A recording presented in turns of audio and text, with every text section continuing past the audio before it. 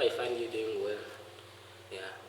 As we are learning about this financial industry from the asset or from its origin, so here I bring you information. I hope you did know. Did you know that this financial industry started in Africa, or it was discovered by African? It was an African idea. I hope you did know. This is how it started. By the third century, these Africans discovered a need to exchange goods due to different circumstances, or because sometimes they find that they were in short of the commodities they needed. So they debated about the idea, and so there was the birth of bartering system. And this trade started in Africa, especially in Egypt. I told you in the 3rd century. So later it was spread to Asia in the 6th century. So that's how the trade has been modifying from one state to another, from one continent to another. Now, having discovered that this trade or the financial industry is an African idea or an African based, so why is it that in the present situation Africans are left behind, or they are all like ignorant about the financial industry? So because if we are to sneak in the future or in the present, we see that most of African countries are poor or are financially not stable. I don't know how did it came, but the financial industry was an African idea, and it started in Egypt. Later it spread to Asia, then to Europe.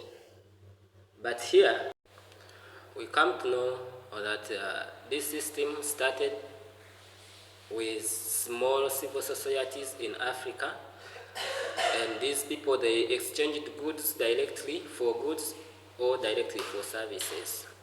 So they also had the limitations, and however there were also the importances or the good impact of this trade, whereby this trade is their way of life. It became easy for someone to find goods.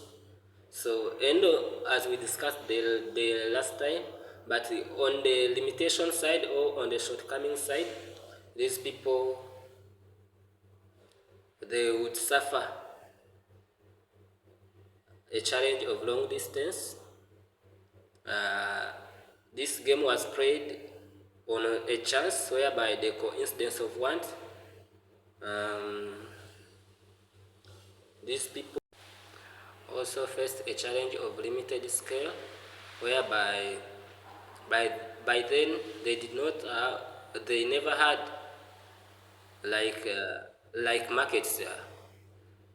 For example, they just walked. Let's say you're from Egypt and you want to exchange something, you found yourself that you have to trek a lot of distance so that you can meet someone who is also in need of exchange.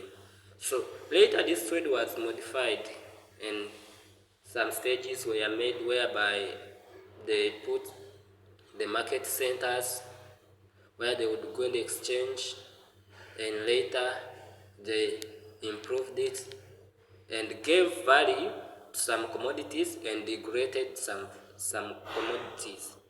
So in our next episode we shall discuss the so-called commodity-based currencies, the currencies that were the commodities that were upgraded or that were treasured to be of high value over other commodities.